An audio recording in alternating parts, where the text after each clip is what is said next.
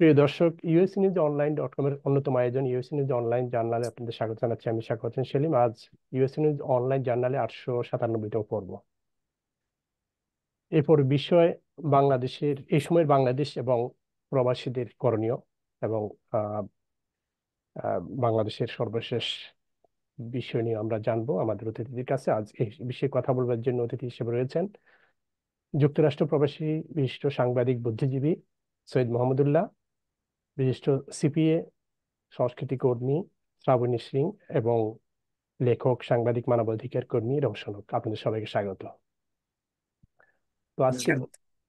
আজকে বিষয় নিয়ে প্রথমে শুরু করবেন রওশনক। আপনি আহ, যদি বিষয়টা আপনি এই বাংলাদেশে যে সার্বিক পরিস্থিতি, বর্তমানে যে অবস্থা, বা অন্তর্বর্তীকালীন সরকার দায়িত্ব নিয়েছে এবং আর আগের বিষয়গুলো আপনি বিভিন্নভাবে সক্রিয় ছিলেন, আপনি শুরু করবেন রওশনক। আপনাকে সালাম এবং শুভেচ্ছা। আপনারা যারা আমাদেরকে দেখছেন, আমি মনে হয় এই প্রোগ্রামে খুব একটা আসেনি। আপনাদের সবাইকে শুভেচ্ছা। ইউএস নিউজ জার্নালে এই সাক্ষাৎকার অনুষ্ঠানে আপনাদেরকে শুভেচ্ছা জানাচ্ছি, দর্শকবৃন্দ, আপনাদের সবাইকে। তবে আমার মনে হয় কি, আমার অনেক অনেক সিনিয়র, আমার মুরব্বী, আপনি যদি আমাদের মাহমুদুল্লাহ ভাইকে দিয়ে শুরু করতেন তাহলে মনে হয় বিষয়টা অনেক বেশি ক্লিয়ার হতো। আমি তো মনে করি যে আমি এই এই প্রজন্মের লেখক, বা এই প্রজন্মে আমার সাথে আমার লেখালেখি বা যতটুকু জানি এদেরকে নিয়ে, কিন্তু আমরা শিখেছি যতটুকু, ততটুকু হচ্ছে এই যে মাহমুদুল্লাহ ভাইদের হাত ধরে শেখা বা ওনাদেরকে ফলো করে আমরা এগিয়ে আসছি। আর কিছুটা ওনারা যেভাবে গুছিয়ে বা পরিপূর্ণ সুন্দর সাবলীল ভাষায় ওনারা যেভাবে কথা বলতে পারেন, আমরা ওভাবে পারি না। আমাদের কথাগুলো হয় খুবই শর্ট, মানে শর্ট এবং একদম টু দ্য পয়েন্ট আমরা কথা বলতে পছন্দ করি। আহ আপনারা জানেন এই এই ঘটনার সূত্রপাত কোথা থেকে, কেন এই ঘটনার জন্ম? আমার মনে হয় এগুলা আমরা এখন বলে আমরা সময়টা নষ্ট করতে চাই না। পুরা পৃথিবী ব্যাপী বাংলাদেশি যারা আছেন, আমি এখন শুধু বাংলাদেশি বলবো না, সারা বিশ্বের মানুষই এখন জেনে গেছে আমাদের দেশে কি হয়েছিল। আমার কলিগরা জিজ্ঞেস করে যে, রওশন, তোমার এই সারা পত্রিকাগুলোতে বাংলাদেশ বাংলাদেশ নিয়ে কথা বলছে, যে তোমাদের সরকার পালিয়ে গেছে, কি ঘটনা বলো তো। তা আমি তাদেরকে প্রতিদিন ডিসক্রাইব করি যে কেন কি জন্য হয়েছে, এখন সবাই জানে। তো আমরা জানি এই বিগত 15 বছরে একজন স্বৈর শাসকের আন্ডারে আমাদের বাংলাদেশ ছিল। সেটাকে এখন এই মুহূর্তে আমরা স্বৈর শাসক যদি বর্ণনা দেই, সেটাও মানে কম হয়ে যাবে। আমরা বলবো যে একজন একজন রক্তপিচাস ডাইনির আন্ডারে আমরা অনেক দুর্ভাগ্য জাতি হিসেবে এই 15 বছর ছিলাম। আর তার আগেও আমরা স্বৈর শাসকের আন্ডারে ছিলাম। আমাদের দেশের বয়স যদিও 54 বছর বয়স, কিন্তু আমরা বেশ কয়েকটা স্বৈর শাসক আমরা পার করেছি, কিন্তু এই অবস্থায় আসেনি কখনো। আজকে এতটাই খারাপ অবস্থা ছিল যে আমরা আনঅফিসিয়ালি 1700-র উপরে আমাদের স্টুডেন্ট, আমরা আমাদের নিরপরাধ সন্তানদেরকে হত্যা করা হয়েছে। তারপরে আপনার একদম কম করে হলো 20,000-এর উপরে হাসপাতালে এখনো মানে জটিল জটিল অবস্থার মধ্যে আপনার গুলি খেয়ে স্টুডেন্টরা হতাহত হয়ে আছেন। স্টুডেন্ট আছেন, পথচারী আছেন, একদম নিরপরাধ মানুষজন আছেন যারা কিছুই জানতেন না কেন, এখনো হয়তো বা অনেকেই মানে সামলে উঠতে পারেননি যে আমি কেন গুলি খেলাম। তো এই হচ্ছে আমাদের ছাত্র আন্দোলনের এবং স্বৈর শাসকের এক অবস্থা, যিনি শেষ পর্যন্ত দেশ ছেড়ে মানে পালাতে বাধ্য হয়েছেন। উনি পালিয়ে গেছেন, স্বেচ্ছায় তো যাননি, আপনারা সবাই ইতিমধ্যে জানেন উনি কিভাবে গেছেন। উনি যাওয়ার আগ মুহূর্তে উনি বলে গেছেন যে সেনাবাহিনীকে ধমক দিয়েছেন, তুই তুকারি করেছেন যে তোরা পারতেছিস না কেন, পুলিশ তো পারতেছে। তো পুলিশও শেষ পর্যন্ত বলছে যে আমরা আর পারতেছি না। জনরোষের, জন অভ্যুত্থানের মাধ্যমে ওনাকে বিদায় বিদায় করতে, পালিয়ে যেতে বাংলাদেশের মানুষ বাধ্য করেছে। তো এই 15 বছরের শাসন আমরা কেমন ছিল, তার জন্য আসলে এই অল্প সময়ে এই প্রোগ্রামে এসে বর্ণনা করা, কাউকে বুঝিয়ে বলা সম্ভব না। আপনারা যদি এখন টিভি চ্যানেল খুলেন, শুধু আমি বলবো না যে বাংলাদেশের টিভি চ্যানেল, যে কোনো দেশের টিভি চ্যানেল খুললেই আপনারা দেখতে পাবেন আহ আপনার আয়নাঘর, শেখ হাসিনার স্বৈর শাসকের টর্চার সেল, আপনার থানাগুলোতে টর্চার সেল, ডিবি অফিসে টর্চার সেল, এইসব আছে। ছাত্রলীগের অফিসগুলোতে টর্চার সেল আছে আছে। তো এই টর্চার সেল গুলো আমরা যখন এই বিদেশে থেকে আমরা যখন বলেছি, যখন আপনার নেত্র নিউজ আয়নাঘর তৈরি করলো, তখন পৃথিবীব্যাপী সবাই বলেছে যে এরা মিথ্যাবাদী, গুজব ছড়ায়। তো সেই একটা টর্চার সেল তখন আমরা সন্ধান পেয়েছিল, আমরা পেয়েছিলাম মানে আমার তাসনিম খলিল ভাই পেয়েছিলেন। তো আমরা এখন দেখছি যে আরো আরো আছে, আরো অনেক টর্চার সেল শেখ হাসিনা তৈরি করেছে। তো আহ মানে এসবের বর্ণনা দেওয়ার ভাষা বা ধিক্কার জানানোর মতো ভাষা আমার মুখে আর নাই। কারণ এই বিগত জুন মাস থেকে শুরু করে এত বেশি কথা বলেছি যে এখন মনে হয় যেন গলার, আমার ভাষা শুকিয়ে গেছে, হারিয়ে গেছে, গলার শক্তি হারিয়ে গেছে। আপনি আমাকে দেখেছেন বিভিন্ন জায়গায় প্রোটেস্ট করতে, কথা বলতে। তো একজন প্রবাসী হিসাবে শুধু না, আমি একজন বাংলাদেশী হিসাবে আমার দায়িত্ব ছিল সন্তানদের পাশে দাঁড়ানো। আমরা দাঁড়িয়েছি এবং আমরা শেষ পর্যন্ত স্বাধীন হয়েছি, আমরা স্বাধীনতা পেয়েছি। আমরা এখন বলছি যে একটা বিপ্লব বিপ্লব ঘটিয়ে আমরা স্বাধীনতা পেয়েছি। এখন দেখবার বিষয়, আপনি দেখেছেন আজকে নতুন সরকার গঠন হয়েছে, অত্যন্ত জনপ্রিয়, ও সারা বিশ্বব্যাপী জনপ্রিয় আমাদের ডক্টর মোহাম্মদ ইউনূসের হাতে আমাদের বাংলাদেশের সন্তানেরা বাংলাদেশকে সঁপে দিয়েছে। এই মুহূর্তে আমাদের দেখবার বিষয় সামনের দিনগুলো কেমন যায়। মানে ঠিক আহ আজকে বোনারা ক্ষমতায় বসেছেন, কালকেই দেশ ঠিক হয়ে যাবে, সবকিছু সুন্দর হয়ে যাবে, এইটুকু আমরা আশা করতে পারি না। এটা সম্ভবই না। কোনো দেশেই গণ অভ্যুত্থানের পরপরই এরকম একদম সুন্দর হয়ে যায় নাই কোনো কিছু। বছরকে বছর সন্ত্রাসী হামলা হয়েছে, বিভিন্ন ইতিহাস বলে বিভিন্ন জায়গায় হয়েছে। তো এগুলো এত দ্রুত সেরে উঠবে না। আরেকটা বিষয় হচ্ছে, শেখ হাসিনা 15 বছর এই খুনি হাসিনা ক্ষমতায় থেকে এই তার মানে বাংলাদেশের রাষ্ট্রযন্ত্রের প্রত্যেকটা প্রত্যেকটা পার্ট সে ধ্বংস করে ফেলেছে। প্রত্যেকটা পার্টের মধ্যে তার 15 বছরের, আমি বলবো 15 লেভেলে, উপর থেকে নিচ পর্যন্ত 15 লেভেলে তার স্বৈর স্বৈর শাসনের, তার দলের লোকজন দিয়ে, তার দলের গুন্ডা বাহিনী দিয়ে সে সাজিয়েছে 1 থেকে 15টা লেভেল। তো আমরা আজকে আমরা দেখেছি যে আমাদের দেশের রাজনৈতিক দলগুলো, বিশেষ করে বিরোধী দল যারা, যাদেরকে আমরা চিনি বা বলি, তারা 3 মাসের মধ্যে নির্বাচন চেয়েছেন। আমি ওনাদেরকে বলবো যে আপনারা বোকা স্বর্গে বাস করছেন। একটা সরকার উঠে আপনার 3 মাসের মধ্যে এই খুনি হাসিনার এই 15 বছরের 15 লেভেলের এই সন্ত্রাসী সংগঠনকে, সন্ত্রাসী ব্যবস্থাকে এই সাজিয়ে নতুন করে নির্বাচন আপনাদের হাতে তুলে দিবে এবং আপনারা নাচতে নাচতে ক্ষমতায় চলে আসবেন, এই ধরনের আশা করাটা বোকামি হবে। দেশকে সংস্কার করতে হবে, রাষ্ট্রকে সংস্কার করতে হবে এবং ওনাদের হাতকে শক্তিশালী করতে হবে, ওনাদেরকে সময় দিতে হবে। আমরা দেখেছি কত সময় লাগতে পারে মনে করেন? আমি মনে করি মিনিমাম 2 বছর সময় লাগবে। এটা খুবই কম হবে, 2 বছর সময়ও কম হবে। আমরা যদি দেশকে ভালোবেসে থাকি, আমরা যদি আপনার এটা বলা যায় যে এটা সংবিধানের বাইরে, তাই না? এই আজকের যে এই রাষ্ট্রপতি যে ভাঙলেন, অতটুকু পর্যন্ত সংবিধানে ও যায় না। সংসদ যে ভাঙলেন, ঠিক আছে, কিন্তু এখন যে যেতটুকু হয়েছে, আসলে সংবিধান বলতে কোনো কিছু এখন আর হাতে নেই। এই সংবিধানও নতুন করে রচনা করতে হবে।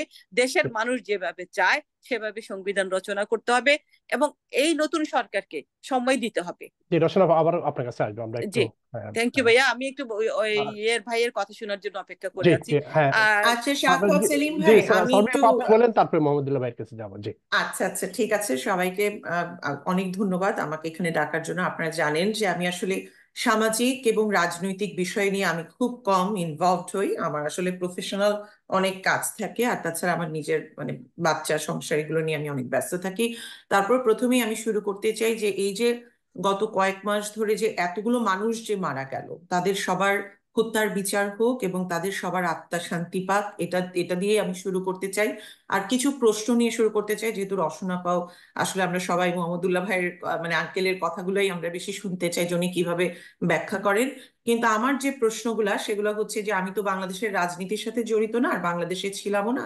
তাহলে একটা দলের আভ্যন্তরীণ যে সমস্ত মানে ফেলিওরের কারণে আলটিমেটলি একটা সরকারেরই পতন হলো, যেগুলো এতক্ষণ ধরে রসনাপা ব্যাখ্যা করছিলেন, ওগুলোর বিষয়ে আমি তেমন একটা বেশি বলতে পারবো না। কিন্তু আমি আসলে লাস্ট কয়েকদিনের যে ঘটনাগুলো, আমি একজন প্রবাসী বাংলাদেশী হিসেবে সবাই যেমন দেখছে, আমিও হঠাৎ করে দেখতে শুরু করলাম। প্রথমে জানা গেল যে ছাত্ররা আন্দোলন করছে, সেই সময়টা পর্যন্ত আমরা চাইলাম যে ছাত্রদের দাবি দাওয়াগুলো শুনুক, কারেন্ট সে মানে যে ফর্মার প্রাইম মিনিস্টার যে ছিলেন, কারেন্ট যে গভর্নমেন্ট ছিল, উনি শুনুক বা এটার একটা সমাধান হোক, সেটা আমরা কমন বাংলাদেশি হিসেবে সবাই চাইলাম। কিন্তু পরবর্তীতে আমরা এটাও দেখলাম যে তারা সমস্ত আপনার দাবি দাওয়াগুলো মানে হওয়ার পরেও, যেহেতু অনেক হতাহত ছিল সেখানে, এক দফায় নামিয়ে এনে ওনারা সরকার পতনের একটা দাবি উঠালেন, এবং সেই প্রেক্ষাপটে সরকার পদত্যাগ করতে বাধ্য হলেন এবং উনি চলেও গেলেন। আমরা যেটা দেখলাম যে বাংলাদেশের chief of staff, army staff এসে বললেন আমাদেরকে যে এখন এই সরকার পতন হলো, এবং she resigned and she left the country. কিন্তু তারপরেই আমরা যেটা দেখলাম যে অনেক মানে জনগণ আপনার গণভবনের দিকে যে আসলো, হ্যাঁ, এবং কিছু শব্দ, যে শব্দগুলোর কারণে ধরেন যে এত বড় একটা আন্দোলন হয়ে গেল, সরকার প্রধান যে শব্দগুলো উচ্চারণ করেছিলেন কাইন্ড অফ অফেন্সিভ, যে রাজাকারের সন্তান বা এটা সেটা, যে কোটা মুক্তিযোদ্ধার সন্তানকে কোটা না দিয়ে কি রাজাকারের সন্তানকে কোটা দেওয়া হবে, যেটাতে আমরা সবাই বলেছি যে উনি এইভাবে না বললেও পারতেন, কিন্তু কথাটা তো উনি ছাত্রদেরকে রাজাকার বলেন নাই, কিন্তু এভাবে উনি না বললেও পারতেন। তো সেই সেই একই প্রসঙ্গে আমরা যখন বিভিন্ন সোর্স থেকে দেখছি যে যখন আসলে একটি সরকার পতন হলো, তারপরেও তো অনেক মানুষ মারা যাচ্ছে। তো সেই সময়টাতে ল অ্যান্ড অর্ডারকে মেনটেন করতে, আমি জানি যে একটা গণ অভ্যুত্থান হলে তখন সেখানে কিছু কেওস ক্রিয়েট হয়, কিন্তু সেখানে আপনার ল অ্যান্ড অর্ডার মেনটেন করার জন্য আমাদের যে দায়িত্বগুলো, যে ফার্দার যাতে আমরা কোনো ভায়োলেন্সকে ইনসাইট না করি। আমাদের অনেকের ভেতরে অনেক রাগ, অনেক কনফিউশন কাজ করছে। তো এই সময়ে যদি আমরা কিছু শব্দ ব্যবহার করি, যে খুনি বা অমুক বা এটা, যেমন আমি জ্যাকসন হাইটসে আমার 8 বছরের বাচ্চাকে নিয়ে হেঁটে যাচ্ছি, তো সেখানে আপনার এরকম, সরি, এক্সকিউজ মি, আমি আপনাদের সবার কাছ থেকে আগেই মাফ চেয়ে নিচ্ছি, কিন্তু এটা আমার কাছে ভিডিও টেপ আছে। আমি যখন হেঁটে যাচ্ছি তখন এই ধরনের স্লোগান আসে যে 1 2 3 4 শেখ হাসিনার পুটকি মার। তো সুতরাং যে আপনার সংস্কারের আশা নিয়ে, যে সুন্দর একটা স্বপ্ন নিয়ে ছাত্ররা আন্দোলন করলো, এটা কি সেই ছাত্রগুলোর প্রতি জাস্টিফাইড যদি এই ধরনের নোংরা শব্দ আমরা ব্যবহার করে যাই এখনো? এবং আরো একটা বিষয়, যে একটি সরকার প্রধান পতন হবার পরে বা রিজাইন করার পরে গণভবনটা তো আর তার একার সম্পত্তি না।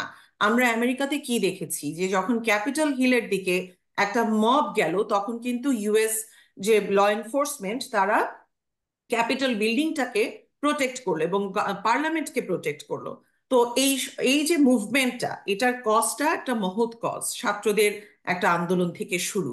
তো এই মহৎ কজের শেষটা এমন করে কেন হবে যে এখানে একজন সরকার প্রধান উনি পদত্যাগ করে চলে গেলেন, এবং সেই চলে যাওয়ার পরে আপনার তার অন্তর্বাস, আমিও যদি এখন বলি যে আমার ট্যাক্সের টাকায় হোয়াইট হাউস, তো আমার অনেক সমস্যা থাকতেই পারে একটা কারেন্ট গভর্নমেন্টের কারণে, অথবা মনে করেন যে ডোনাল্ড ট্রাম্প যখন পতন হলো, বা বাইডেন যখন আপনার স্টেপ ডাউন করলো যে সে আর ইলেকশন করবে না, এখন আমি যদি রেগে গিয়ে আমারও কিছু বন্ধু বান্ধব বা আমারও কিছু যারা সমর্থক, সবাই আমরা গিয়ে যদি we storm the Capitol building, এবং আমরা যদি কোনো এক্স প্রেসিডেন্টের বা এক্স প্রেসিডেন্টের ওয়াইফের ড্রয়ার নিয়ে, শ্রীলঙ্কা করলো বলেই যে আমাদেরকে করতে হবে এমন তো কোনো কথা না। যে বঙ্গবন্ধু আপনার বীরাঙ্গনাদের, আপনার রেপড ভিকটিমদেরকে, রেপড ওমেনদেরকে বীরাঙ্গনার মর্যাদা দিয়েছিলেন, সেই বঙ্গবন্ধুর মেয়ে এতদিন ধরে আপনার সরকার চালালো এবং তার পতন হলো, এবং তাকে যদি আইনের আওতায় আনতে হয়, সেটাও আনতে হবে একটা under a due process of ল।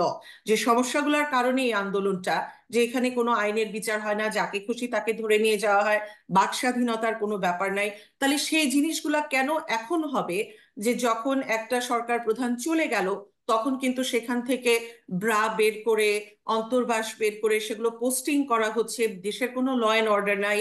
এবং হয়তো অনেকেই বলবেন যে বাংলাদেশে তো কোনো হিন্দু ভিকটিম নাই। আপনারা জানেন যে আমার ফ্যামিলি কিন্তু হিন্দু, আমার বাবা মা আত্মীয় স্বজন বড় ভাই সবাই কিন্তু হিন্দু, এবং আমাদের অনেক আত্মীয় স্বজন আছে, অ্যান্ড ওদের হাউসেস আর বিং ডিস্ট্রয়েড।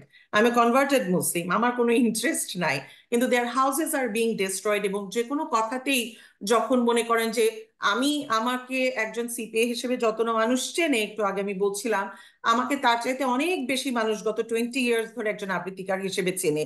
তো আমার কাছ থেকে আপনি বঙ্গবন্ধুর চেতনা রাইট ওয়েতে ওয়াইপ আউট করতে পারবেন না।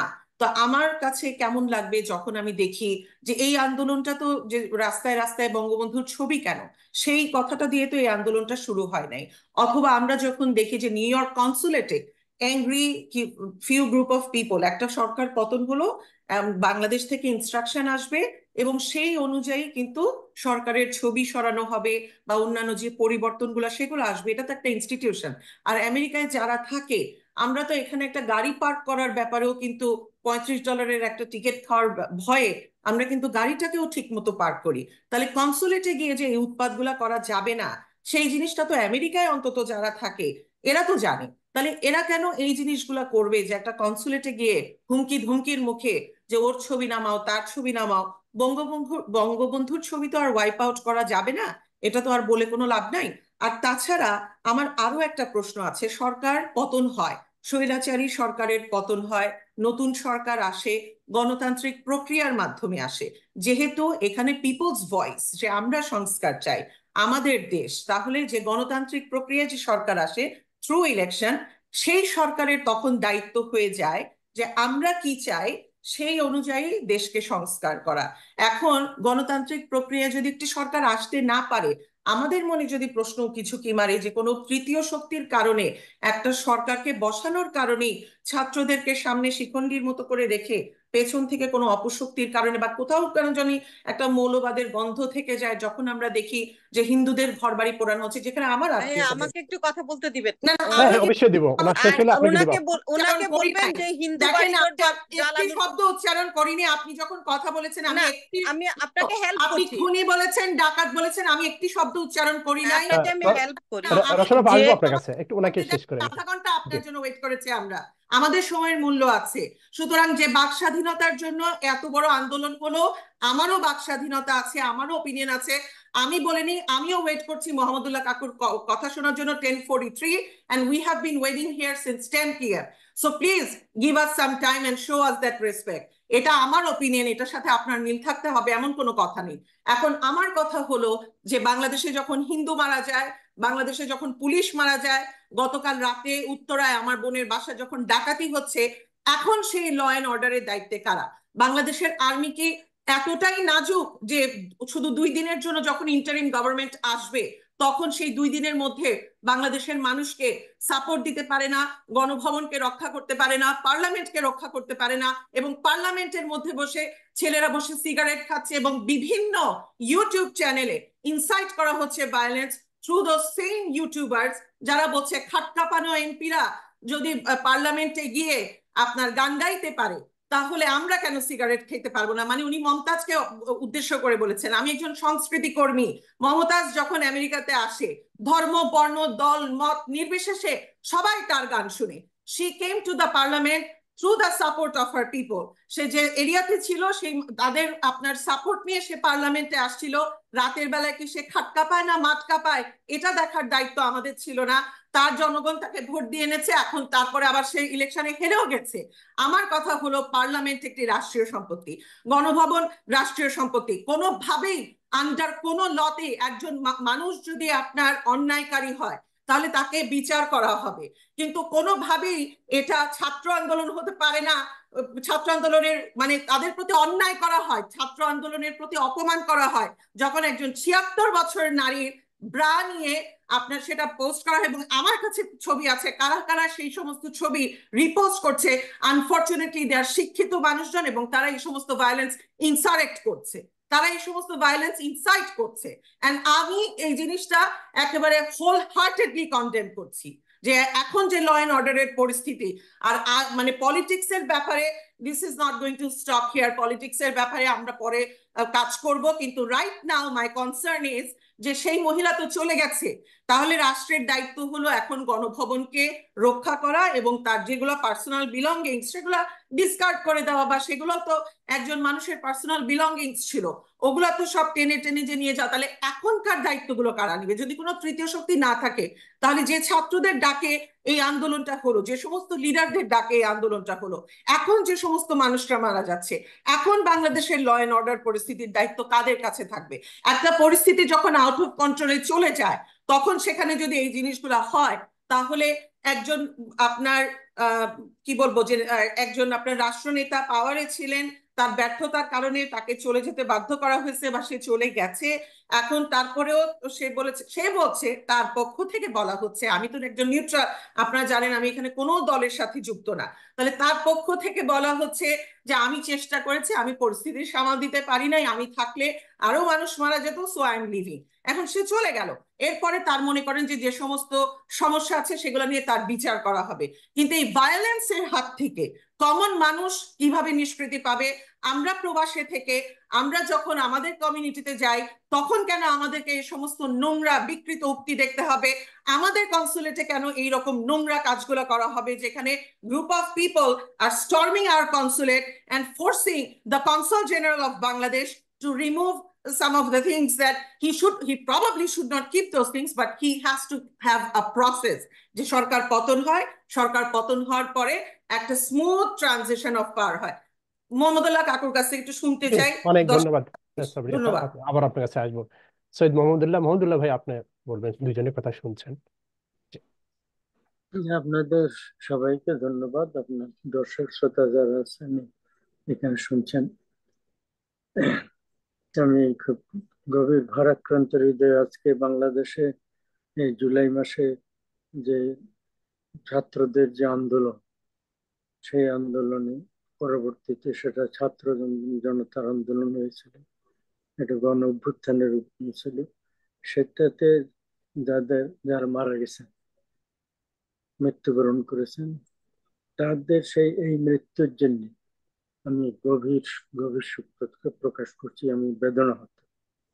এবং তার পরবর্তীতে যেটা শ্রাবণী বললেন, তার পরবর্তীতে শেখ হাসিনা পদত্যাগ করে দেশ থেকে চলে যাবার পরে যে সমস্ত ভায়োলেন্স হচ্ছে সংখ্যালঘুদের উপরে, পরাজিত মানে যে পদত্যাগী প্রধানমন্ত্রী, তার দল আওয়ামী লীগের লোকজনের উপরে, এবং সেই আমলের যে পুলিশের বিভিন্ন পদে বা অন্যান্য রাষ্ট্রীয় পদে যারা নিযুক্ত হয়েছিলেন, বিশেষ করে পুলিশ বাহিনী, থানা ইত্যাদি, তাদের উপরে আক্রমণ হয়েছে। দেশের প্রায় সবগুলো থানা আক্রমণ হয়েছে, অনেকগুলো থানা লুণ্ঠিত হয়েছে, অনেক অস্ত্র শস্ত্র নিয়ে যাওয়া হয়েছে, এবং এগুলোর কোনো সংখ্যা পরিসংখ্যান এখন পাওয়া যায় না, সম্ভবত ভবিষ্যতে কখনো হবে। এই হত্যাকাণ্ডগুলো, এই পরবর্তীতে যে মব ভায়োলেন্স হচ্ছে, এই হত্যাকাণ্ড, এই মব ভায়োলেন্সে কত লোক নিহত হয়েছে এই তথ্যটা সম্ভবত পাওয়া যাবে না। জুলাই মাসের থেকে অগাস্টের 4 তারিখ পর্যন্ত, সম্ভবত 4 তারিখ রোববার, যেদিন আওয়ামী লীগ রেসিস্ট করার কারণে, সো কল্ড রেসিস্টেন্সের কারণে, সেই দিনও সম্ভবত, আমি প্রথম আলোর ফিগারটা সবসময় মোর বিশ্বাসযোগ্য মনে করি, কারণ প্রথম আলো সরকার বিরোধী কিন্তু রিজনেবল পত্রিকা একটা, আমি ইত্তেফাকের তথ্য বিশ্বাস করি, কিন্তু সরকারপন্থী যে সমস্ত পত্রিকা আছে সেটা বিশ্বাস করি না, ভয়ঙ্কর অপনয়নদের পত্রিকা যদি থাকে সেটা বিশ্বাস করি না। যাই হোক, প্রথম আলো যে ফিগার সেটা তো হচ্ছে এই আওয়ামী লীগের রেসিস্টেন্সের ওই দিনের সখানে 98 থেকে 107-এর ভিতরে এই ফিগারটা। জি। আর অন্যান্য, আর আগের পুরো মাসে শেখ হাসিনার পতন পর্যন্ত, মানে 4 তারিখের আগে পর্যন্ত, শনিবার পর্যন্ত, 3 তারিখ পর্যন্ত 200-র একটু বেশি, তারও বিভিন্ন ফিগার দিয়েছে। এই হচ্ছে যে, তো 200 মারা যাক আর 500 মারা যাক, ওই সেই আমলে যারা মারা গেছেন তারা, মানে অরিজিনালি যে আন্দোলনটা শুরু হয়েছিল আমরা সবাই জানি, কোটা আন্দোলন, সেটা সরকার টালবাহানা করে, বিলম্ব করে এবং উল্টো পাল্টা কথাবার্তা বলে, উস্কানিমূলক কর্মকাণ্ড করে সেটাকে মানে বাড়তে দিয়েছে। এবং একটা পর্যায়ে সরকারের একজন মন্ত্রী মাস্তানের মতো কথা বলে যে আমার সরকারি দলের ছাত্রলীগের তারাই যথেষ্ট, এটা বলে ছাত্রলীগকে আন্দোলনকারীদের উপরে লেলিয়ে দিয়েছে, তারা আক্রমণ করেছে, বাংলাদেশের মানুষ দেখেছে। এখন সেগুলো পৃথিবীর মানুষের যদি কোনোদিন এইটা ইনভেস্টিগেশন হয়, পৃথিবীর মানুষে দেখবে, এবং সেই দিনও তারা অনেকে হতাহত হয়েছে। আচ্ছা, এই যে পুরো মুভমেন্ট যারা করেছেন, অরিজিনালি তারা কিন্তু গণতন্ত্রের জন্য করে, তারা করেছেন স্রেফ একটা বিষয়ের জন্য। কিন্তু গণতন্ত্রের আন্দোলনের রূপ হলো এই কারণে, গত 15 বছর ভিতরে, বিশেষ করে গত 10 বছর, এটা অনেকে আবার বলেন যে 15 বছরই তিনি ইলিগাল শাসক ছিলেন, এইটা একটু কনটেক্সটে নেওয়া দরকার। 2008 সালে যে নির্বাচন পূর্ববর্তী তত্ত্বাবধায়ক সরকার আমলে, সেই আমলের ব্রিগেডিয়ার সাখাওয়াত কমিশনার হয়েছিলেন ইলেকশন, তাকে এই সরকারের মন্ত্রী করা হয়েছে। যাই হোক, তারা করেছিলেন, সেটা অত্যন্ত সুশৃঙ্খল, ফেয়ার অ্যান্ড ফ্রি ইলেকশন হয়েছিল। তাতে বিপুল সংখ্যাগরিষ্ঠতা নিয়ে আওয়ামী লীগ জয়েন করেছিল, আওয়ামী লীগ উইন করেছিল। যাই হোক, এর পরবর্তীতে 2014 সালে যে নির্বাচন হয়েছে, সেই নির্বাচন বিরোধী দল চেয়েছিল যে সেটা একটা তত্ত্বাবধায়ক সরকার দিন হোক। বিরোধী দলের সেই দাবি তারা না মেনে তত্ত্বাবধায়ক সরকার ব্যবস্থা বিলোপ করে দিয়ে তারা তখন দলীয় সরকার দ্বারা সেই নির্বাচন করেছে। কিন্তু যেহেতু বিরোধী দল আসেইনি, সেই নির্বাচনে আসলে আওয়ামী লীগের কয়েকজন অল্প কিছু ইন্ডিপেন্ডেন্ট লোক ছিলেন সম্ভবত, বা বিরোধী দলীয় 2-4 জন থাকলেও সেটা দল দল হিসেবে না সম্ভবত। ওই আওয়ামী লীগের সাথে সখ্যতায় আবদ্ধ কতগুলো দল প্লাস জাতীয় পার্টি এর সাথে তারা এসেছিল। যাই হোক, ফলে সেই নির্বাচনটা ও মানে খুব কারচুপি হয়েছে এটা বলা চলে না, কিন্তু ওই তত্ত্বাবধায়ক সরকার ব্যবস্থা তুলে দেওয়ার কারণে সেটা একপাক্ষিক টাইপের নির্বাচন হয়ে গেছে। সে যাই হোক, সেটাকেও মোটামুটি মেনে নেওয়া যায়। সেটা বিরোধী দল আসেনি নির্বাচনে, কনস্টিটিউশনালি এটা দিয়েছে। কনস্টিটিউশন চেঞ্জ করার পরে বিরোধী দল যদি আসতো, আমার নিজের ধারণা তারা ভালো, মানে বিএনপি আসলে খুব উল্লেখযোগ্য সংখ্যক আসন পেত। তা না হলে কারচুপি হলে পৃথিবীর লোক দেখতো। পরবর্তীতে যেটা আমরা দেখি, 2018 সালের নির্বাচন সত্যি সত্যি মানে একটা ফার্স্ট হচ্ছে, নির্বাচন হয়নি। এই ফার্স্টের পর ওইটা মানে জনস্বজনকে প্রচন্ড ভাবে, এইটা ছাড়াও আওয়ামী লীগের শাসন আমলে উপজেলা নির্বাচন হয়েছে, মিউনিসিপ্যালিটি গুলোর নির্বাচন হয়েছে, সম্ভবত ইউনিয়ন কাউন্সিল নির্বাচন হয়েছে 2 বার। এই সবগুলো নির্বাচন আনফেয়ার হয়েছে, ফেয়ার হয়নি।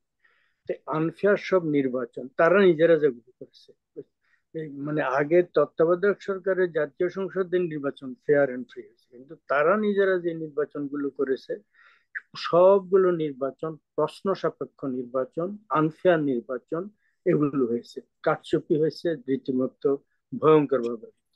এই সমস্ত কারণে মানে তারা গণতন্ত্রকে ভয়ঙ্কর ভাবে ব্যাহত করেছে। ফলে তাদেরকে স্বৈর শাসন নিশ্চয়ই বলা যেতে পারে। এবং যেহেতু একজন স্বৈর শাসনের ভিতরে আবার শেখ হাসিনা মানে একেবারে একক ব্যাপার হয়ে দাঁড়িয়েছিলেন, শাসক হয়ে দাঁড়িয়েছিলেন, সেই সাথে এটাকে কর্তৃত্ববাদী সরকারও কেউ কেউ আখ্যা দেন। দুটোই কারেক্ট, কর্তৃত্ববাদী ও স্বৈর শাসন, এটা একটা হলো। এবং এই আমলে প্রচুর লোক গুম খুন হয়েছে। এইখানে একটা তথ্য দেওয়া দরকার। র্যাব নামে বাংলাদেশে একটা বাহিনী আছে, র্যাপিড অ্যাকশন ব্যাটালিয়ন। এইটা বেগম জিয়া, খালেদা জিয়া দ্বিতীয় আমলে 7 সালে যে আমল শেষ হয়েছে, ওই আমলে 2005 থেকে 7 সাল তিনি তৈরি করেছেন। এবং এইটা একটা ইল্লিগাল বাহিনী করা হয়েছিল। তিনি যখন করেছেন, সেখানে জামাত ইসলামী, ইসলামের নামের গঠিত পার্টি তার দলের সঙ্গে ছিল, কোয়ালিশনে ছিল, তাদের 2 জন মন্ত্রী ছিল। ইসলামী দৃষ্টিতে বিবেচনা করে সেই র্যাবরা তখন কি করেছে, তাদের তখনকার প্রেস নোট গুলা দেখবেন, র্যাব অমুক জায়গায় একটা অপারেশনে গেছে, সেখানে মানে কিছু মানে ইয়ে খারাপ লোক, ব্যাকওয়ার্ডস অথবা মানে দস্যুরা অথবা এই এই ধরনের লোকরা তারা সেখানে ছিল।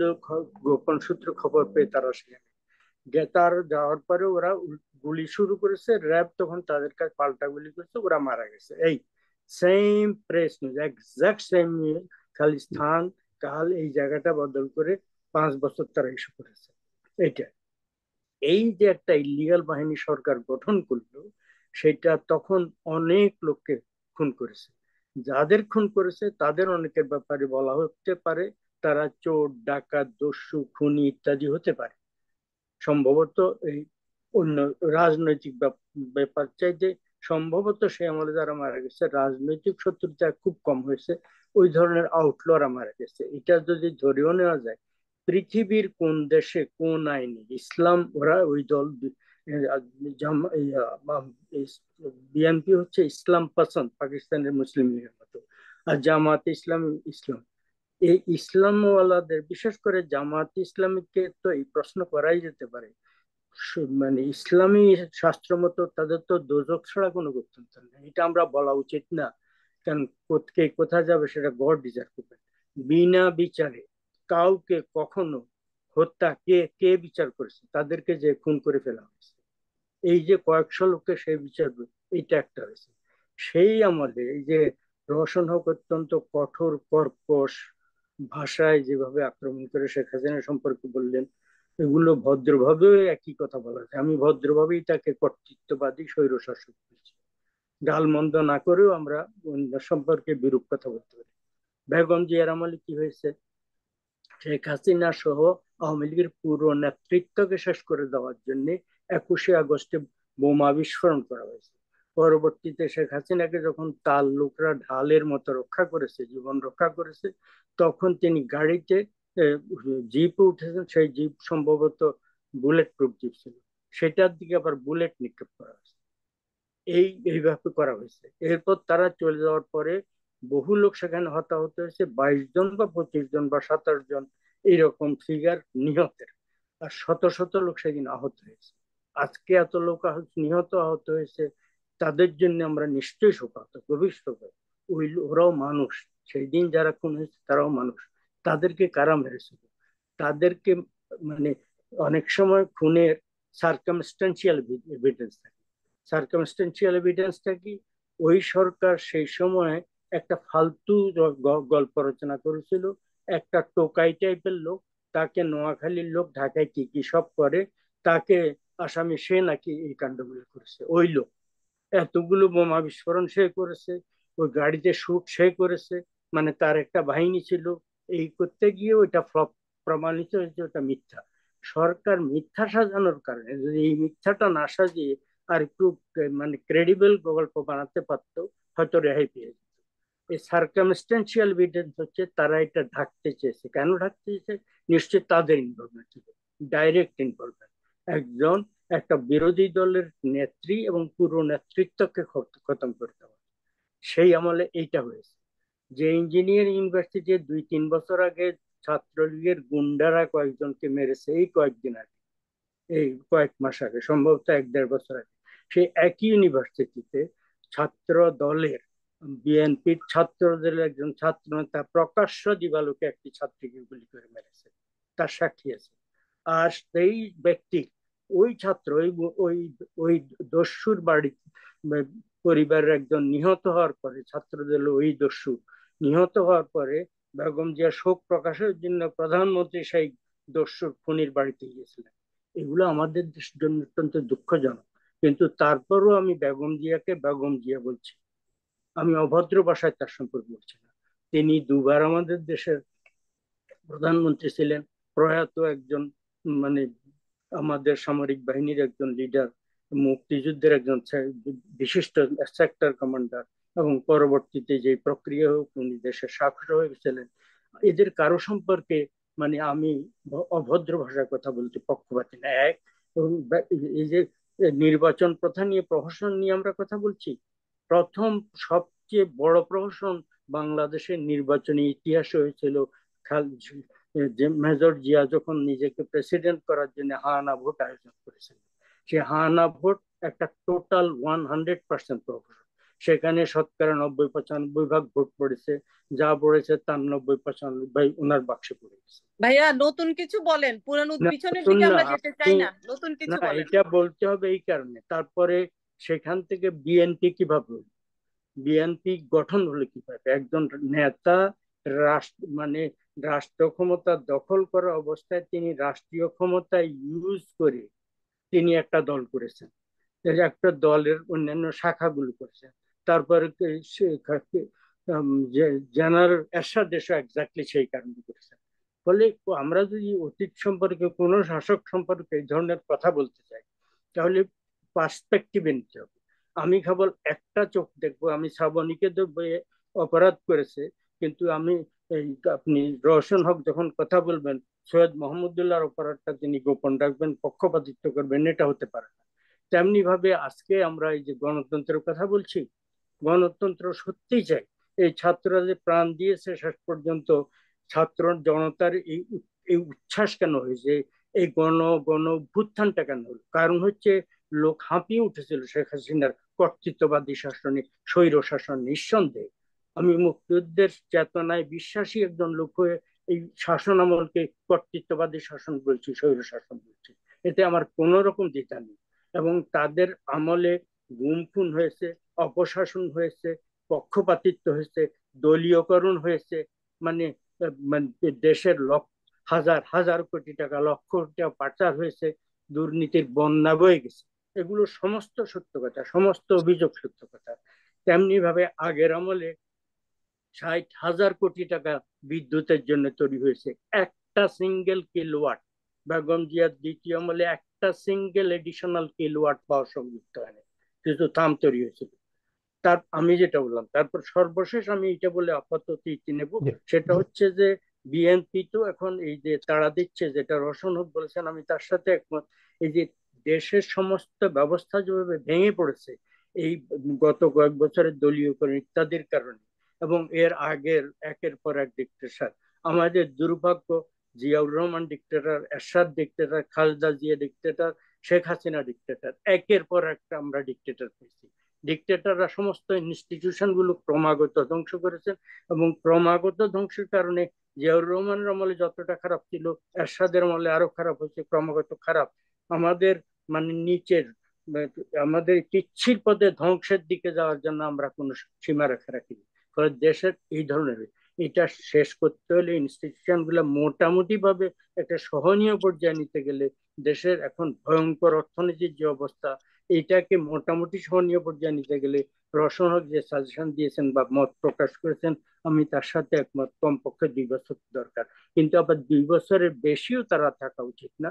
একটা ফেয়ার নির্বাচনের ব্যবস্থা করে নির্বাচিত লোকদের উপরে তারা জনগণের নির্বাচিত লোকই দেশের শাসন করা উচিত। এখন গণতন্ত্র আমরা চাই, শেখ হাসিনা গণতান্ত্রিক তো আমরা এতক্ষণ আমি নিজে বললাম। বিএনপি গণতন্ত্র চাচ্ছে, বিএনপি গণতন্ত্র চাচ্ছে। বিএনপির শেখ হাসিনাকে আমরা ভারত থেকে, মানে উনি রাজনৈতিক আশ্রয় নিয়েছিলেন, তার পিতার মৃত্যুর পরে ইউরোপে ছিলেন, পরে ভারতে। ভারত থেকে এসে উনি আওয়ামী লীগের নেতৃত্ব গ্রহণ করার পর থেকে উনি এই এই আজীবন সেই দলের প্রেসিডেন্ট, আজীবন। এক অসুস্থ জিনিস, বেগম জিয়াকে প্রেসিডেন্ট করার পর থেকে তিনি আজীবন প্রেসিডেন্ট, এই একটা। তারপরে আরেকটা কি হয়েছে, এখন তার অবর্তমানে অসুস্থতায় ভারপ্রাপ্ত চেয়ারম্যান হচ্ছে তার পুত্র। দলে গণতন্ত্র নাই, তারা বাংলাদেশে গণতন্ত্র কায়েম করে, এবং তারেক জিয়া অস্থির হয়ে গেছেন 3 মাসের মধ্যে নির্বাচন। কারণ আওয়ামী লীগের এই বিধ্বস্ত আওয়ামী লীগ, এখন আওয়ামী লীগের একটা লোকও 3 মাস না 6 মাসের মধ্যে যদি নির্বাচন হয়, আওয়ামী লীগের একটা লোকও ভোটে দাঁড়াতে পারবে না। অনেকে নিহত হয়েছে, অনেকে আহত হচ্ছে, অনেকে পালিয়ে বেড়াচ্ছে। এটার জন্য তারা নিজেদের অপরাধের কারণে এটা হচ্ছে। যাই হোক হোক, কিন্তু ফলে তারা নির্বাচন থাকবে না। এখন যদি ভোট হয়, বিএনপি 70-80% আসন পেয়ে যাবে, ফলে যত তাড়াতাড়ি হয় তার জন্য ভালো। কিন্তু তিনি যে গণতন্ত্র কায়েম করবেন, আগে তিনি তো, তার পজিশনটাই তো অগণতান্ত্রিক। হু অ্যাপয়েন্টেড? একজন লোক কিভাবে তার নিজের পুত্রকে, আমি প্রেসিডেন্ট, আমার পুত্রকে আমি ভাইস প্রেসিডেন্ট বানিয়ে দিলাম, তারপর অ্যাক্টিং চেয়ারম্যান বানিয়ে দিলাম, এটা গণতন্ত্র? ব্যক্তিগতভাবে তারেক জিয়া শাসন, মানে বেগম জিয়া শেষ শাসন আমলে তিনি হাওয়া ভবন তৈরি করে সেখান থেকে গভর্নমেন্ট কন্ট্রোল করে বলেছিলেন। এই যে আমেরিকার কথা বলা হচ্ছে, আমেরিকায় এই অবমুক্ত দলিলে তার সম্পর্কে অত্যন্ত কঠোর, উনি দুর্নীতিবাজ, নিষ্ঠুর, এই কথাটা আমেরিকার একাধিক ঢাকা থেকে পাঠানো ক্যাবেলে আছে, ডিপ্লোম্যাটিক ক্যাবেল। এগুলার প্রথম আলো প্রকাশিত 7-8 বছর আগের বইতে এই এই এই কথাটা আছে। ফলে তার সম্পর্কে আমার কোনো বক্তব্য নাই, ব্যক্তিগতভাবে তার সাথে আমার কোনো পরিচয় নেই। এবং সম্প্রতি যখন ছাত্রদের আন্দোলনের 2য় সপ্তাহে শুরুতে, তখন ছাত্রদের আন্দোলন কোটার ভিতরে সীমাবদ্ধ ছিল, তিনি খুনি যেটা রওশন হক ব্যবহার করেছেন, ওই ভাষায় শেখ হাসিনাকে তুই তুকারি করে খুনি ভাষায় বলেছেন। এর আগে বহু বছর পর্যন্ত তিনি বাংলাদেশ রাষ্ট্রের স্থপতি শেখ মুজিবুর রহমান সম্পর্কে অবমাননাকর মন্তব্য করেছেন লন্ডনে বসে বসে। যাই হোক, এই অবস্থা।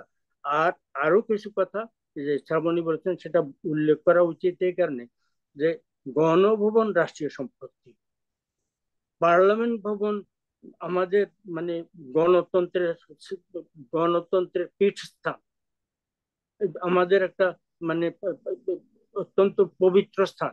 এগুলো রাষ্ট্রীয় স্থাপনা, এগুলাকে যেভাবে অবমাননা করা হয়েছে, গণভবন ধ্বংস করা হয়েছে, ওই ওই ভবনটা অবমাননা করা হয়েছে। এবং বাংলাদেশ রাষ্ট্র স্থপতি অনলি যারা বাংলাদেশের মুক্তিযুদ্ধের বিরোধী, বাংলাদেশের স্বাধীনতার বিরোধী, তারা নানাভাবে নিজেদেরকে গা ঢাকা দেওয়ার জন্য না আবরণ ঢাকতে পারে, তারা শেখ মুজিবুর রহমান বঙ্গবন্ধু বলুন না বলুন, তিনি বাংলাদেশের স্থপতি, বাংলাদেশের দীর্ঘ আন্দোলন সংগ্রাম করে বাঙালি জাতিকে প্রস্তুত করে একটা ভোটে নিরঙ্কুশ সংখ্যাগুটা দুটো ছাড়া 167-র মধ্যে 65টা বা 69-র মধ্যে 67টা 100 আসন জয় করে তিনি বাংলাদেশকে ওই দ্বার প্রান্তে নিয়ে গেছেন। তার ফলে তিনি বাংলাদেশ রাষ্ট্র স্থাপতি। তার বাসভবন আক্রমণ করে ধ্বংস করে দেওয়া হয়েছে এবং পৃথিবীর বিভিন্ন জায়গায়, যেটা মানে শ্রাবণী উল্লেখ করলেন, কনসুলেট ভবনে যে তার ছবি নামিয়ে নামিয়ে ফেলতে বাধ্য করা হচ্ছে, তার সম্পর্কে অত্যন্ত অবমাননাকর ভাবে কথা বলা হচ্ছে।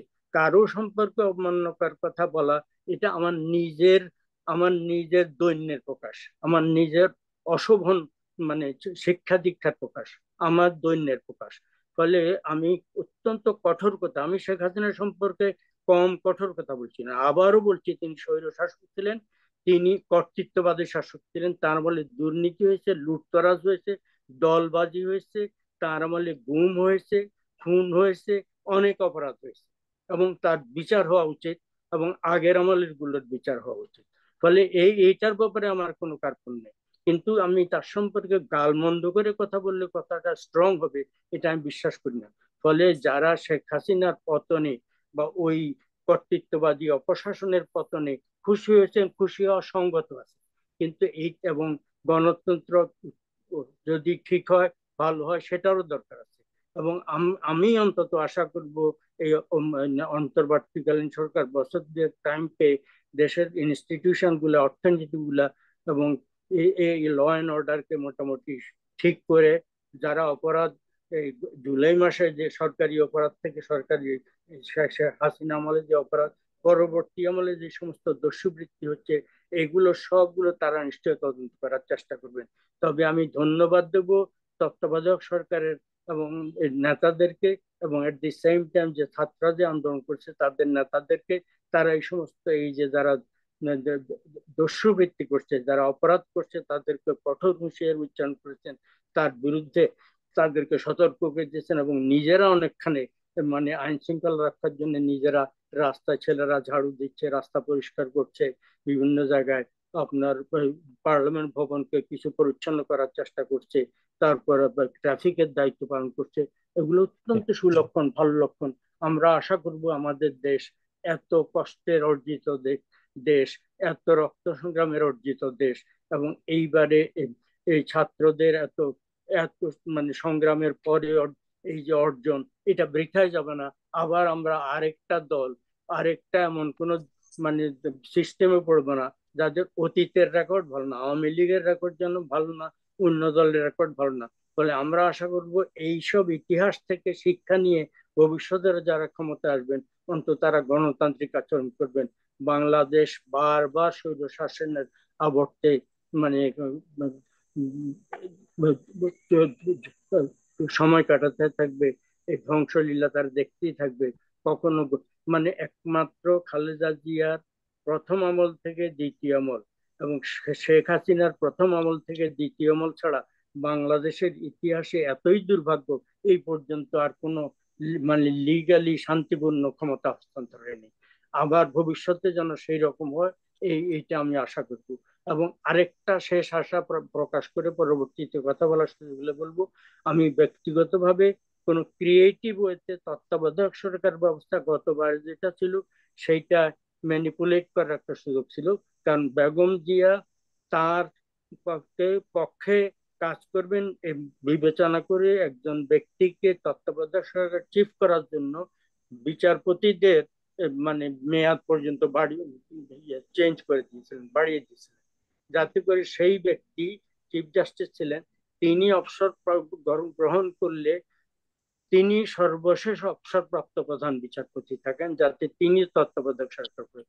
ওগুলা ম্যানিপুলেট করার সম্ভাবনা কমানোর জন্য পাকিস্তান বাংলাদেশকে ফলো করে একটা চমৎকার ব্যবস্থা করেছে। সেখানে মানে পার্লামেন্টারি যে অপোজিশন আছে, মূল অপোজিশন, তারা আর সরকারি দল তিনটা তিনটা করে নাম সাজেস্ট করে। এই যে তিনটার ভিতরে এই যে কোনো তিন অপোনেন্ট এই ছজনের মধ্যে দুই পক্ষ যেটাকে গ্রহণ করে, একটাকে রিজেক্ট করলো, আরেকটাকে ছজন মধ্যে একজন গ্রহণ করে। এইটা একটা ভালো বা ক্রিয়েটিভ ব্যবস্থা, বা আরো কোনো ক্রিয়েটিভ ব্যবস্থা বের করে তত্ত্বাবধায়ক সরকার পুনরুদ্ধার করা উচিত বলে আমি মনে করি। কারণ আমাদের দেশের পরিস্থিতিতে এই সমস্ত যে আমাদের অগণতান্ত্রিক আবহে সৃষ্ট এই সমস্ত দল, এরা অতি শীঘ্র নিজেরা ফেয়ার ইলেকশন দেবে অন্যান্য ব্রিটিশ পার্লামেন্ট, ইন্ডিয়ান পার্লামেন্টের দৃষ্টান্ত অনুসরণ করে, সেটা আমি আশা করি না। এবং ভারতেও মোদির আমলে সেখানেও মানে এই মোদিরা এই কর্তৃত্ববাদী শাসন যেটা প্রবর্তন করছেন, তাতে এবারে কিছুটা ফেয়ার ইলেকশন হয়েছে, কিন্তু অন্তত 10% অন্তত আনফেয়ার হয়েছে। 90% ফেয়ার হয়েছে, কিন্তু 10% আনফেয়ার হয়েছে। ফলে আমাদের দেশে একটা ক্রিয়েটিভ মানে তত্ত্বাবধায়ক সরকার ব্যবস্থা প্রবর্তন করা উচিত। দেশে গণতন্ত্রকে যদি রক্ষা করতে হয়, আমি মানে আমার বক্তব্য জি, এখানে অনেক শেষ করব। অনেক ধন্যবাদ মাহমুদুল্লাহ ভাই। ধরে শুনেছেন, আপনাদের উভয়কে সকলকে শ্রদ্ধা জানাচ্ছি। জি, অনেক ধন্যবাদ। আমাকে রোশন, যেতে জি হবে, রোশন আপা, জি হ্যাঁ, সাবরিয়া আপা, ভায়োলেন্স যাতে না হয় আমেরিকাতেও, আর যাতে আমরা জি আমাদেরকে যেন ভায়োলেন্স দেখতে না হয়, দেশেও যেন আসবো ল আপনার অ্যান্ড কাছে, আসবো। অর্ডার আমরা একটু থাকে। রোশন আপাকে শুনি। র- আমি আসলে দুঃখিত যে আমি রোশন আপা, আপনাদেরকে রোশন আপা ওই যে একই সাথে বলবেন যে প্রবাসী হিসেবে প্রবাসীদের করণীয়টা আসলে কি এই মুহূর্তে, সেটাও বলবেন। আমরা আমরা এই পর্যায়ে আপনার কথা শুনে আবার মোহাম্মদুল্লাহ ভাইকে দিয়ে শেষ করবো। সংক্ষেপে আচ্ছা, বলবেন এবার। আমি আসলে প্রথমে দুঃখিত। আমি বুঝতে পারিনি যে আপনারা আমার জন্য অপেক্ষা করেছিলেন। আহ সেটার জন্য আমি দুঃখ প্রকাশ করছি, কারণ আমার এখানে টেকনিক্যাল সাপোর্ট আমি পাচ্ছিলাম না, কেন জানি। আমি একটু ওগুলো বুঝিও কম, সে কারণে আমি দুঃখ প্রকাশ করছি। জি আর আরেকটা কথা বলি, যে আপনি আমাকে যে প্রশ্নটা এখন করলেন যে প্রবাসী হিসেবে আমাদের কর্তব্য কি, প্রবাসী কেন হতে হবে, একজন বাংলাদেশী হিসেবে, একজন মানুষ হিসেবে আমাদের কার কি কর্তব্য, সেটা আমরা নিজেরাই খুঁজে বের করবো। ভায়োলেন্স আমরা কেউ চাই না, তবে যুগে যুগে যখন এরকম দুর্ঘটনা ঘটে, কোনো দেশে সরকার পালিয়ে যায়, তখন এই ধরনের ছিচকে চোর এই সেই যেগুলো শ্রাবণী উল্লেখ করলেন, এগুলো হয়ে থাকে। এগুলা এক দুই দিন হয়েছে, কিন্তু এখন আর হচ্ছে না। তবে এই যে হিন্দু বাড়ি ঘরে এই যে হিন্দু ট্রাম্প, এই সাম্প্রদায়িক ট্রাম্প খেলা, এটা হচ্ছে আমাদের দেশে যারা গণতন্ত্র চায় না, বা যারা গণতন্ত্রে বিশ্বাস করে না, যারা স্বৈর শাসকের এই স্বৈর শাসকের হাতকে শক্ত করে বারবার, স্বৈর শাসকের পক্ষ নিয়ে, সেই পুরানো 71-এ 75-এ ওই 90-তে কি হয়েছিল, পিছন দিকে যারা হাঁটে, শুধু উদাহরণ নিয়ে যারা হাঁটে, এরা হচ্ছে স্বৈর শাসকের হাতকে শক্ত করার লোকজন আমি মনে করি। আমি শ্রাবণীকে ভাবছিলাম যে উনি বুঝি আসলেই কিছু জানেন না এই বাংলাদেশ সম্পর্কে, উনি যেটা শুরুতে বলছিলেন। আমি তো দেখছি যে উনি পুরাই জানেন, কিন্তু জানেন উনি উনি এক পক্ষ জানেন। হাসিনার ব্রানি মানুষ দৌড়াচ্ছে, কেন দৌড়াবে না? হাসিনার কারণে মানুষের কথা বলতে পারে নাই, নিঃশ্বাস ফেলতে পারে নাই, মানুষের ক্ষোভ কি একটা দিন ঝাড়বে না? ওইটা তো ওদেরই ওদেরই গণভবন, ওইটারই নো ওইটা নো নো না, ছি, না এটা কি 100 বার। প্রাচীন এগুলা যুগ? তাহলে মানুষের আমেরিকায় ক্ষোভ, আমি একটা মানুষের অন্যায় করলে ক্ষোভ। আপনার ব্রানি এখন লিসেন, দৌড়াবে মানুষ? ছি, না না লিসেন, এগুলা ছি। মানুষের কাকু ক্ষোভ, আপনি আপনি ছিচি বলেন, এটা করতেই কি পারেন, নোংরা? ছি, এটা ছিচি আপনি করতেই এটা পারেন একেবারে এখানে কমপ্লিট বসে। অশিক্ষিত। আপনি এতক্ষণ বাংলাদেশে আপনাকে থাকেন বোঝালো, নাই, আপনি আপনাদেরকে কেউ বাংলাদেশে বোঝাতে থাকেন পারবে নাই, না। আমার হাসিনা শোষণ পরিবার হিন্দু, সম্পর্কে আমার আপনার কোনো পরিবার হিন্দু। আইডিয়াই নাই। আপনি এখন ভুলে আপনি যাবেন না, কিন্তু আমার আমাকে কথা পরিবার বলতে হিন্দু। জি দিচ্ছেন না, আপনার এই এখন কথাগুলো আপনি আমাকে রেকর্ড কথা হচ্ছে, বলতে আমার দিচ্ছেন না। পরিবার আমি হিন্দু। সরি সাবরিয়া আপা, বলছি, আসবো আপনার কাছে। জি আমরা আপনি ছড়াবেন আমাকে না, কথা বলতে দিচ্ছেন না। মূল্যবাদিতা আমি বলতে ছড়াবেন না। চাচ্ছি কোনো আসবো। কন্ডিশনে একজন নারীর ব্রানি দৌড়ানো যায় না। নো ওয়ে, শাট আসবো। আপ। নোংরা এই এটা হচ্ছে কথাগুলো বলবেন মানুষের না, ক্ষোভ। আমি অবশ্যই বলছি বলবেন না, না নোংরা কথা। আমি বলছি এটার না যে আমি চরম যায়। প্রতিবাদ করি। আপনাকে 1000 বছর বললেও আপনি শিখবেন না। একজন শ্রদ্ধা মানুষ বললো যে আমি সমালোচনা করতে পারি, নোংরামি করতে পারি না, আমার অপরাধ হতে পারে। আপনি দেখেন তো দেখি আমি এখন তো আপনি অপরাধ আমাকে আসবো। করবো কথা বলতে আমেরিকায়, দিচ্ছেন না, আমার সাবরিয়া আপা, আসবো। বিচার হবে। সাবরিয়া আপা, আপনি কথা বলতে জি দিচ্ছেন বলবেন না আপনি। আমাকে। আপনি জি কি ধরনের কথা জি বলছেন সাবরিয়া যে আপা, আসবো একজন আপনার কাছে। নারীর ব্রা দেখানো হবে? কেন দেখানো হবে না? আপনি আরে নিজেকে একটা কারা মেয়ে বলেন? দেখাচ্ছে আপনি দেখেন, কোন আমি এই লেভেলের ছেলে এখন পেলে এখান তারা। থেকে বের হচ্ছি। কাকু এই গোবর খাওয়া সাবরিয়া আপা, আপনি আসবো আপনার বুঝাও কাছে। জি এই মহিলাকে, জি জঘন্য। ছি। আসবো আপনার কাছে, আবার আসবো। জি, না, উনি রওশন আপা। আমার কথাই বুঝতে পারছেন। আমি বলছি না যে এগুলো সাপোর্ট করছি, বলছি যে এগুলা মানুষের ক্ষোভ থেকে মানুষ এগুলো করছে। আমি কখনোই এই এই ধরনের বিষয় সাপোর্ট করি না। এই যে তারা যে গণভবনে হামলা করলো বা 32 নম্বরে যে বিভিন্ন জায়গায় আগুন টাগুন লাগাই দিল, এগুলো তো আমরা কোনো মতেই সাপোর্ট করি না। আমরা বারবার ছেলেদেরকে শান্ত হওয়ার জন্য বলছি। তবে এগুলো কেন হয়েছে? মানুষের ক্ষোভ থেকে মানুষ একদিন এই কাজগুলো করেছে। এখন দেখেন কত সুন্দর রাস্তাঘাট সব পরিষ্কার, ছেলে মেয়েরা কি সুন্দর করে সবকিছু গুছিয়ে দিল। তো আপনার এত সব রক্ত ঝরবে? 15 বছর মানুষ যে কষ্ট, যেই যে যন্ত্রণা মানুষ সহ্য করেছে, যেই মানুষ নিঃশ্বাস নিতে পারে নাই, কথা বলতে পারে না, এক লাইন পোস্টের জন্য মানুষকে জেল খাটতে হয়েছে। তারা সেসব পোলাপান যদি যায় আজকে হাসিনার জিনিসপত্র নিয়ে দৌড়াদৌড়ি করে, এতে আমাদের আমাদের সাপোর্ট আমরা দিচ্ছি না, কিন্তু দেখতে অশোভন হলেও এগুলো সবই ক্ষোভের থেকে করেছে। মানুষের ভিতরে যখন ক্ষোভ জন্মানে তখন মানুষ এগুলো করে। তো আমি হাসিনাকে সব সময় খুনি বলে যাব যতদিন বেঁচে থাকবো, এবং আমি আগামী প্রজন্মের কাছে, শুধু আমি না আপনারাও বলবেন, তার বিচার হবে এই দেশে। খুনি হাসিনার এই দেশে বিচার হইতে হবে। আর যারা এই সাম্প্রদায়িক ট্রাম্প খেলেন তাদেরকে বলবো অনুরোধ করে দেশে যান এবং দেখেন আমাদের সন্তানেরা কিভাবে এই মন্দির মসজিদ গির্জা পাহারা দিচ্ছে।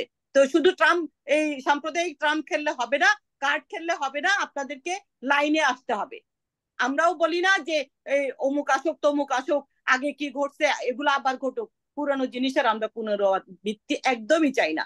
আমরা চাই নতুন সরকার গঠন হবে, দেশে গণতন্ত্র আসবে, শান্তি ফিরে আসবে। আর কোনো খুনি তৈরি হবে না, আর কোনো আয়নাঘর তৈরি হবে না, আর ছেলে পেলেরা এমন কিছু করবে না যেটা আমাদের অসম্মান তৈরি করে। তো এইটুকুই জি, আমার জন্য। জি, রওশন আপনারা আপা, ভালো আরেকটা, থাকবেন। রওশন আপা, আরেকটা আপনার যে মোহাম্মদুল্লাহ ভাই যে কথাটা বললেন যে দলের গণতন্ত্র, দলে গণতন্ত্র, অবশ্যই, হ্যাঁ সেই অবশ্যই বিষয়। দলে গণতন্ত্র আসতে হবে। আমার স্বামী কেন ইয়ে ছিল, প্রেসিডেন্ট ছিল, তাই আমি প্রেসিডেন্ট হব, তারপর আমার সন্তান হবে, এগুলো হবে না। এখন থেকে যেই সব দলে নির্বাচন হয়ে নির্বাচিত প্রতিনিধি আসতে হবে। শেখ হাসিনা কোন দিন নির্বাচন করছে? এগুলা তার ভয়ে তার নাম উচ্চারণ করতে পারে নাই। সে তো তার বাপের কোটায় আর মোদির কোটায় এত বছর ক্ষমতায় ছিল, তারে কে ইলেকশন করছে? এগুলো ভুয়া ইলেকশন। আমরা জানি না তার দলে কিসের গণতন্ত্র। একটা পৌরসভার নির্বাচন পর্যন্ত তার অর্ডার ছাড়া হয় নাই। একটা চেয়ারম্যানে কোন জায়গায় কয় বস্তা চাল দিবে শেখ হাসিনার পারমিশন নিয়ে দিতে হয়েছে। কোন গণতন্ত্রের কথা আপনারা শিখান? মুরব্বী মানুষ মাহমুদুল্লাহ ভাই, আমি ওনাকে শ্রদ্ধা করি, কিন্তু I am sorry to say, আজকে আমার ভাষা আমি খারাপ করবই করব। এত সব খুনের জবাব দিতে হলে, আমার ভিতরে ক্রোধ বাইর করতে হলে আমাকে খারাপ ভাষায় বের করতে হবে। আমি পলিশ ভাষায়, সুশীলিত ভাষায় বহু ব্যবহার করে ফেলছি। আমি দুঃখিত, কিন্তু এই জিনিসের আমরা পুনরাবৃত্তি চাই না। আমরা চাই না বাংলাদেশে আর কোনো স্বৈর শাসকের জন্ম হোক, আর কোনো হাসিনা পয়দা হোক, আর কোনো বেনজির আদিস তৈরি হোক, আর কোনো আয়নাগর তৈরি হোক। দেশ জি, জি, ছেলে রওশন আপা। মেয়েদের পছন্দের মতো শাসক তারা তৈরি করবে, এবং অবশ্যই ভোটের মাধ্যমে হবে, এবং আশা করি শীঘ্রই হবে। জি, অনেক ধন্যবাদ ধন্যবাদ রওশন আপনাদেরকে। আপা। আমরা শেষ করবো, ধন্যবাদ। আমাদের শ্রাবণী আপার সংযোগটি বিচ্ছিন্ন হয়ে গেছে। মোহাম্মদুল্লাহ ভাই, আপনাকে দিয়ে শেষ করবো।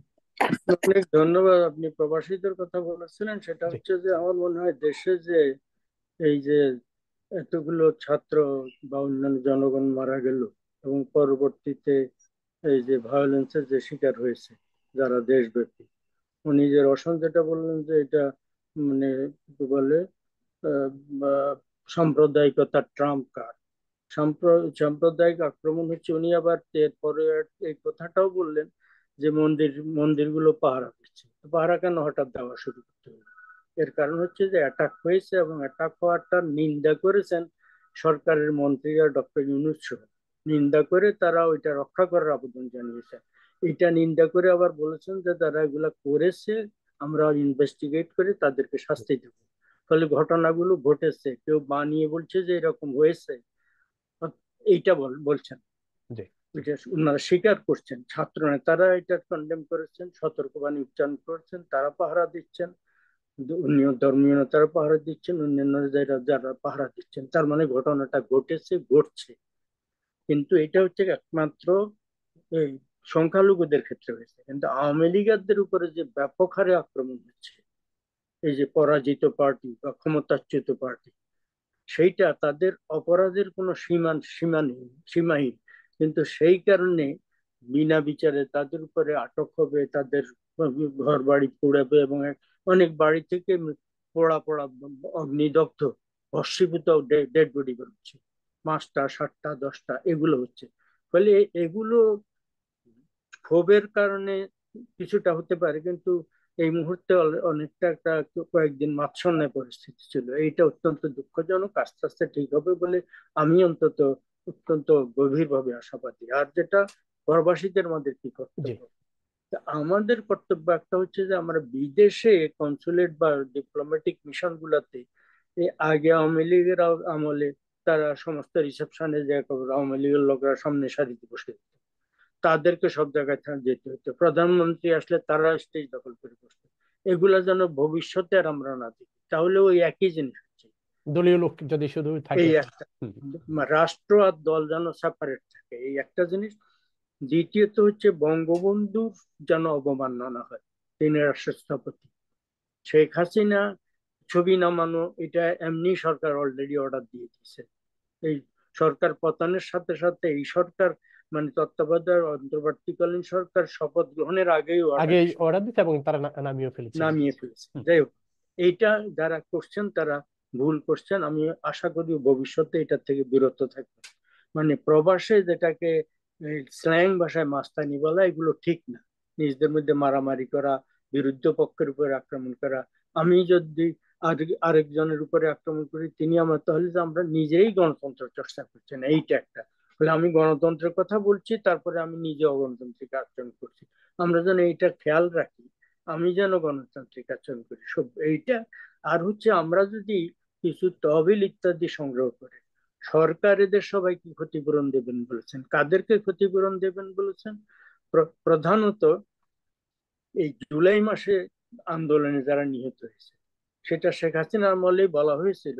তারা কতটা নিরপেক্ষবাদী তদন্ত করতেন সেটা হয়তো প্রশ্ন রেখে, কিন্তু তারা অ্যানাউন্স করেছিলেন জি, যে তাদেরকে ক্ষতিপূরণ দেওয়া হবে, আর যারা আহত হাজার হাজার তাদের চিকিৎসা করা হবে সরকারি খরচায়। সরকারি খরচে।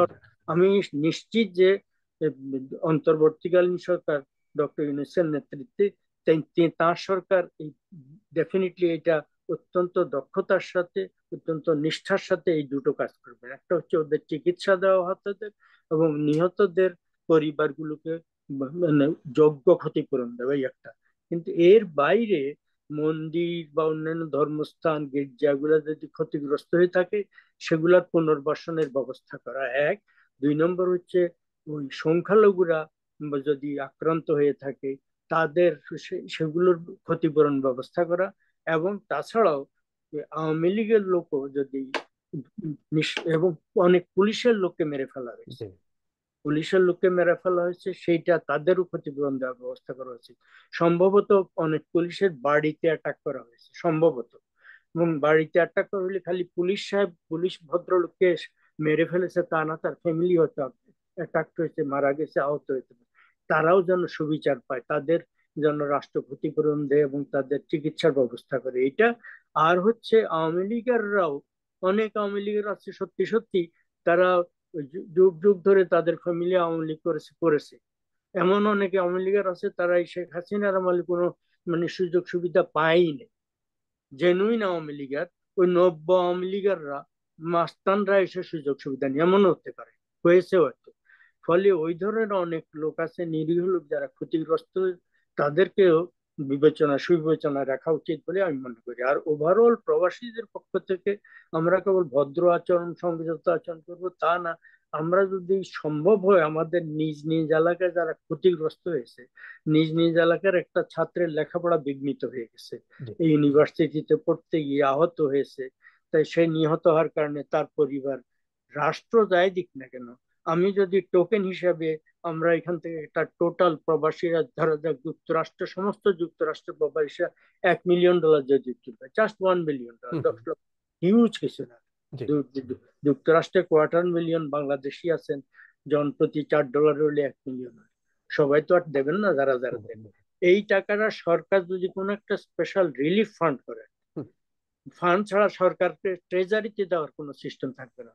সরকার বা রেড ক্রস, বাংলাদেশের যে রেড ক্রেসেন্ট, রিসেন্ট, জি, রেড ক্রেসেন্ট যদি একটা রিলিফ তহবিল করে মানবতার স্বার্থে, সেটা সংখ্যালঘুদের হোক, জুলাই মাসে যারা নিহত হয়েছেন 4 আগস্ট পর্যন্ত, তাদের জন্য হোক, এবং পরবর্তীকালে যারা ক্ষতিগ্রস্ত হয়েছেন, এদের জন্য একটা রিলিফ ফান্ড করলে, সেই রিলিফ ফান্ডে সরকার তো সরকারটা ব্যয় করবেন। তাহলে দেশের নাগরিকরা, সিটিজেনরা যারা সম্ভব তারা দেবেন। সারা পৃথিবী থেকে বিভিন্ন মানে জায়গা থেকে টাকা আসবে। যুক্তরাষ্ট্র থেকে যদি 1 মিলিয়ন যায়, সারা বিশ্ব থেকে আরো, এবং এই খবর যদি রটানো হয়ে যায় সারা বিশ্বে যে অমুক জায়গায় এটা হচ্ছে, সরকার এটা করেছেন, সরকার পক্ষ থেকে ডক্টর ইউনূস আবেদন জানান, এটা কেবল বাংলাদেশিরা যে টাকা দেবে তা না, হুম, মানে মিলিয়ন মিলিয়ন ডলার প্রবাসীরা তো দেবেনি। আমি মনে করি ডক্টর ইউনূসের যে বিশ্বব্যাপী একটা পরিচিতি আছে, জি আউটস্ট্যান্ডিং, তিনি আবেদন করলে মানে পৃথিবীর বিভিন্ন জায়গা থেকে হয়তো 100 মিলিয়ন ডলার এসে যাবে। এই একটা। আর একটা কথা বলবো, ডক্টর ইউনূসের কে এই শেখ হাসিনা সরকারের অন্যায়ের ভিতরে আর একটা হচ্ছে, ডক্টর ইউনূসের সাথে যে মানে আওয়ামী লীগ পন্থী অনেকে বলবে তার অনেক কনস্পিরেসি হাবি জাবি এগুলো আছে কিনা আমি জানি না, আমি বিশ্বাস করি না। কিন্তু যাই হোক না কেন, সেটা ওনাকে যেভাবে হেনস্থা করা হয়েছে, অপদস্থা করা হয়েছে, বাংলাদেশের এই ধরনের একটা ফেস অফ বাংলাদেশ সারা বিশ্বে একটা অসাধারণ ব্যক্তি, তার জন্য শত শত লোক, বিভিন্ন সময় আউটস্ট্যান্ডিং লোক, বিশ্ব নেতারা মানে বিবৃতি দিয়েছেন। সর্বশেষ একটা বিবৃতি দিয়েছি কয়েকদিন আগে তার জন্য। সেই বিবৃতিতে এটা ইন্টেলেকচুয়ালরা দিয়েছেন। জি এই ইন্টেলেকচুয়ালদের মধ্যে আমি দেখলাম প্রায় 50% হিন্দু নাম, এবং এরা ওই পৃথিবীর অন্যান্য দেশে, ভারতের চাইতে অন্যান্য দেশে শিক্ষকতা করেন, teachers, professors, eminent professors, eminent educators, এরা দিয়েছেন ডক্টর ইউনূসের জন্য। এত কিছুর পরেও শেখ হাসিনা এতবার তার সম্পর্কে এত হেনস্থা করা, এত প্রচার করলে তার প্রতি প্রচন্ড বিচার করা হয়েছে। আমি মনে করব, আশা করব, তিনি হৃদয়ের বদান্যতায়, ব্যক্তিগত ক্ষোভের কারণে সে ব্যাপারে কোনো নিয়ে বিচক্ষণ একজন ব্যক্তি হিসেবে রাষ্ট্র শাসন করবেন, ফেয়ার রাষ্ট্র শাসন করবেন, এইটা আমি অন্তত তার থেকে আশা করব। কারণ তার এই শাসনকালের কার্যকলাপ দ্বারা তার জীবন শেষ পর্যন্ত, তার অতীতের কার্যকলাপের কারণে তিনি নোবেল প্রাইজ পেয়েছেন, বিশ্বব্যাপী নানা অ্যাওয়ার্ড পেয়েছেন, সম্মানিত হয়েছেন। শেষ 6 মাস বা 1 বছর 2 বছর তিনি কি ধরনের কাজ করেন, তার জীবনের শেষ আসল ইতিহাস লেখা হবে এটার উপরে। এই সর্বশেষ জি তিনি এটার দ্বারা গৌরবান্বিত হয়ে যাবেন নিজেকে, অথবা তিনি পার্টিসান হলে, ভিনডিকটিভ হয়ে থাকলে, তাহলে মিননেস দেখালে তার পুরো জীবনের সমস্ত গৌরব ম্লান হয়ে অর্জনগুলো যাবে। জি আমি নিশ্চিত যে তিনি সেটা করতে দেবেন না। তার হৃদয়ের ঔদার্য দ্বারা তিনি বাংলাদেশে একটি সুষ্ঠু গণতান্ত্রিক প্রক্রিয়ার সূচনা করার ভিত্তি রচনা করে দেবেন, এটা আমার অত্যন্ত আশা। এবং আমি সকলের পক্ষ থেকে আশা করব, আমরা সকলে যে দলই না কোনো, অন্য দল সম্পর্কে মানে আমরা অন্যদের সম্পর্কে সম্মান সম্মানের সাথে কথা বলবো। কঠোর সমালোচনা করলেও সম্মানের সাথে কথা বলা যায়। এই এই এটা আশা করে, এবং আপনাকে অসংখ্য ধন্যবাদ দিয়ে আপনার দর্শক শ্রোতাদের প্রতি শ্রদ্ধা জানিয়ে আমি আমার বক্তব্য শেষ করলাম। অনেক ধন্যবাদ মাহমুদুল্লাহ ভাই, অনেক সুন্দর বলেছেন। আশা করি আপনার যে পরামর্শগুলো বাংলাদেশ সরকার সব প্রবাসীরা সবাই বিবেচনায় নেবে। আপনাকে অনেক ধন্যবাদ। দর্শক, আপনারা যারা আমাদের সাথে ছিলেন আপনাদেরকেও ধন্যবাদ। আজ আমরা এখানে শেষ করবো। ভালো থাকবেন, সুস্থ থাকবেন, নিরাপদ থাকবেন। অসংখ্য ধন্যবাদ।